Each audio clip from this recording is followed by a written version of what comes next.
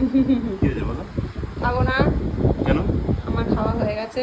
কি খেলে? ফ্রিজে ভাত ছিল কালকের, সেইটা কালকে না পরশু দিনের ভাত ছিল, ফেলে দেবো, ফেলতে মায়া লাগছিল, ওটাই খেয়েছি। আচ্ছা, আর কি এই যে রান্না? দেখো কি রান্না আজকে। এটা হচ্ছে পটল রান্না করেছি সর্ষে টর্ষে দিয়ে, আর সরু সরু চালের ভাত, আমরা যে চালের ভাতটা খাই। আর এদিকে হচ্ছে মুগ ডাল, আর করেছি হচ্ছে মাছের ঝাল। ব্যাস এই রান্না করেছি, কেননা আজকে আব্বা মা আসবে।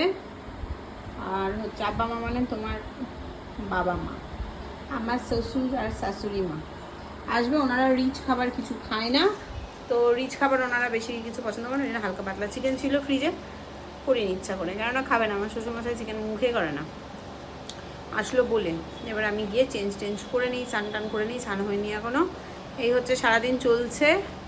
আর বিয়ে বাড়ি লেগেছে, কালকে গায়ে হলুদ, পরশু দিন বিয়ে, ননদের বিয়ে আছে। খেতে আরম্ভ করলে? হ্যাঁ, বসে ডালটা আজকে খেয়ে দেবো, অন্যদিন ডাল আমি আজকে চিনি ছাড়া। ডালটা কেমন হয়েছে সত্যি কথা বলবে? ভালো আছে। হ্যাঁ, ভালো আছে, খেয়ে দেখো। আমি খেয়েছি, আমি খাবো না? আমি খেয়েছি রে বাবা।